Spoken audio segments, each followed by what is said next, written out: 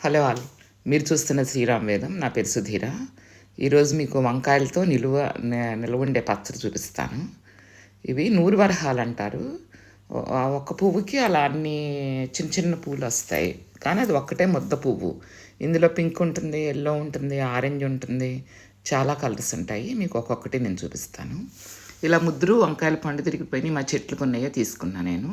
ముదిరిపోయినాయే తీసుకోవాలి. పండు తిరిగినాయి అని నువ్వు పండలేదు, గట్టిగానే ఉంటాయి. ముక్క బాగా కరకరలాడతాయి. ముందు కాయలు తూకమేస్తే 1100 గ్రాములు ఉంది, కానీ వేస్ట్ పోతుంది కదా అని చెప్పి ముందు ముక్కలు కోసేసాను. 1190 అంత ఉంది. ముక్కలు కోసేస్తే చూడండి ఎంత వేస్ట్ పోయినాయి. కొన్ని పుచ్చులు, కొన్ని ముదిరిపోయి, కాడలు అన్నీ తీసేస్తే చాలా వరకు పోయాయి వేసి. తర్వాత చూస్తే 750 గ్రాములు వచ్చాయి, అంటే 3/4 కిలో. మామూలుగా అయితే కిలో ముక్కలకి 1/4 కిలో చింతపండు కొలత. సరే 700 గ్రాములు కదా, కొంచెం చింతపండు తీసేసాను నేను. 1/4 కిలో చింతపండు కిలో ముక్కలకి లెక్క. ఇప్పుడు కిలో కన్నా తక్కువ ఉన్నాయి కదా, 705 గ్రాములే ఉన్నాయి. ఈ గ్లాస్తో గ్లాసు ఉప్పు, గ్లాసు కారం పడతాయి. పావుసేరు గ్లాస్ అంటారు దీన్ని, 1/4 కిలో చింతపండు అయితే.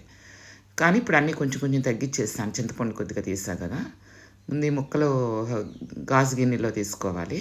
తీసుకుని అర గ్లాస్ కన్నా తక్కువ ఉప్పేసి, పసుపు వేసి ఊరబెట్టాను ఆ ముక్కల్ని. ఇవాళ సాయంత్రం ఊరబెడితే ఎల్లుండి పొద్దున తీయచ్చు ముక్కల్ని. 3వ రోజు పొద్దున్న చేస్తే బాగా నీరు వచ్చేసి ఉంటుంది. పెట్టేసి మూత పెట్టేసి ఉంచాను. మూత తీస్తే తర్వాత అలా ఊరున్నాయి ముక్కలు. ఇప్పుడు మళ్ళీ దీనికి చింతపండు తీసుకోవాలి. ఒక 1/4 కిలో తూకం వేసాను. వేసి కొంచెం తీసేసి పక్కన పెట్టి ఆ చింతపండు ఆ ఊరి నీళ్ళల్లో పెట్టి నానబెట్టి ముక్కలు పక్కకు తీసాను. తర్వాత మెంతులు ఎంచుకున్నాను. ఆ చింతపండు వంకాయ ముక్కలు కాసేపు ఎండలో పెడితే బాగుంటుంది పచ్చడి. మెంతులు, నానిన చింతపండు తీసి కారం, ఉప్పు, మళ్ళీ ఉప్పు వేయాలి చింతపండు సరిపడా. ఇంకా మిగతా అర గ్లాసు ఉప్పు ఇప్పుడు వేసుకోవాలి. కారం కూడా చింతపండు కొంచెం తీసా కదా, గ్లాసు కొద్దిగా లోపలికే వేసాను. మామూలుగా అయితే 1/4 కిలో చింతపండుకి ఈ గ్లాసుతో ఉప్పు, ఈ గ్లాసుతో కారం సరిపోతాయి. ముందు అయినామండి, తర్వాత అయినామండి. వెల్లుల్లిపాయలు అలా రెబ్బాలుగా వడిదేసుకుంటే సరిపోతుంది. ఇది బాయిల్ చేసిన వాటర్, బాగా మరిగిన వాటర్, మరిగి చల్లారిన వాటరే వాడాలి. ఎట్టి పరిస్థితుల్లో మామూలు నీళ్ళు పోయకూడదు. ఆ పచ్చట్లో వంకాయల్లో ఊరిన వాటర్ చాలదేమో అని ఇది పోసాను కొంచెం. ఇది పోసి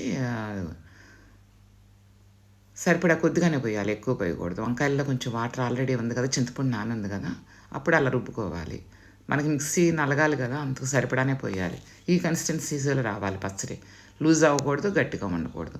ఇప్పుడు ఈ వంకాయలు కూడా వంకాయ ముక్కలు కూడా ఇందాక ఎండలో పెట్టాం కదా, అవి కూడా పచ్చట్లో కలిపేసేయాలి. చింతపండు, ఉప్పు, కారం, వెల్లుల్లిపాయ, మెంతులు వేసి రుబ్బిన పచ్చట్లో ఈ వంకాయ ముక్కలను కూడా కలిపేయాలి.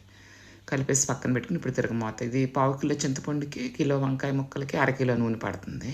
1/2 కిలో నూనె పొయ్యి మీద పెట్టి మళ్ళీ వెల్లుల్లిపాయలు మళ్ళీ కొంచెం తీసుకుని మిక్సీ పట్టి ఉంచుకోవాలి. ఈ తొక్కుని తిరగమాతలు వేసుకోవాలి. ఇప్పుడు వెల్లుల్లిపాయలు వేసిన తొక్కుని, అందుకని మళ్ళీ వేరే తిరగమాతలో ముందు మెంతులు, మళ్ళీ నేను అన్నిట్లో మళ్ళీ మెంతులు వేస్తాను తిరగమాతలో కూడా. మంచిది కదా, ఎక్కువ వాడినట్టు ఉంటుంది. ఆవాలు, మెంతులు చేదు కదా, మామూలుగా అందరూ మెంతి నీళ్ళు వాడతారు. నేనేమో తిరగమాతల్లో ఎక్కువ మెంతులు వాడేస్తాను.